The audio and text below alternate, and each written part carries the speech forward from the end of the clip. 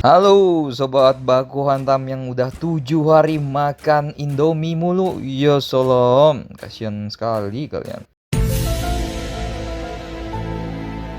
Oke, hari ini kita akan membahas tentang perjanjian Versailles. Perjanjian yang ditandatangani pada 28 Juni 1919 oleh pihak sekutu yang dipimpin oleh trio Inggris, Perancis, dan Rusia. Perjanjian ini secara resmi mengakhiri Perang Dunia Pertama. Waktu itu setelah Jerman beberapa bulan sebelumnya pada 11 November 1918 menandatangani gencatan senjata di Compiègne, kota kecil di dekat Paris. Gencatan senjata itu secara teknis adalah kapitulasi Jerman pada pihak sekutu. Dalam perjanjian gencatan senjata di Compiègne ini, Jerman diwajibkan membayar reparasi perang senilai 20 miliar gold mark, saat itu setara dengan harga 7.000 ton emas. Wow, bukan emas-emas ya. Jumlah itu harus dibayar secara mengangsur dari tahun 1919 sampai 1921.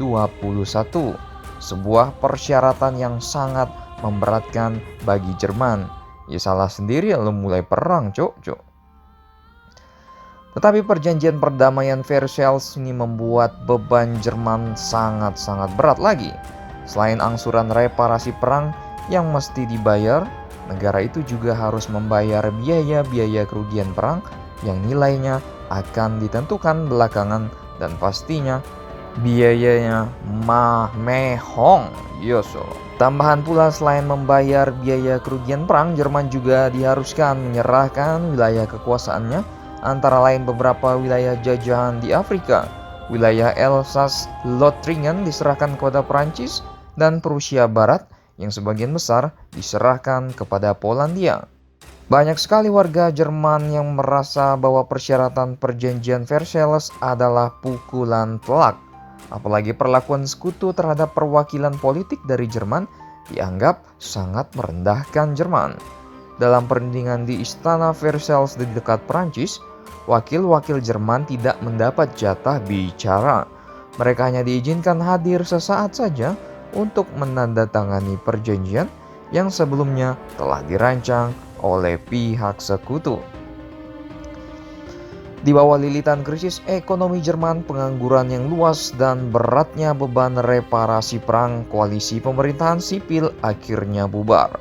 Akhirnya pada 5 Desember 1930 dilangsungkan pemilu baru. Pada pemilu itulah secara mengejutkan partai bapak kalian, Pak Adolf Hitler, nama partainya nih NSDAP, dibaca NSDAP mungkin. Dan partai NSDAP ini muncul sebagai kekuatan kedua terbesar di parlemen dengan merebut 18,3% suara. Di belakangnya ada Sosial Demokrat SPD yang merebut 24,5% suara. Kekalutan politik di Jerman selanjutnya ditandai dengan kegagalan kubu-kubu politik membentuk pemerintah koalisi yang stabil. Situasi itulah yang akhirnya menuntun bangkitnya kekuasaan fasisme.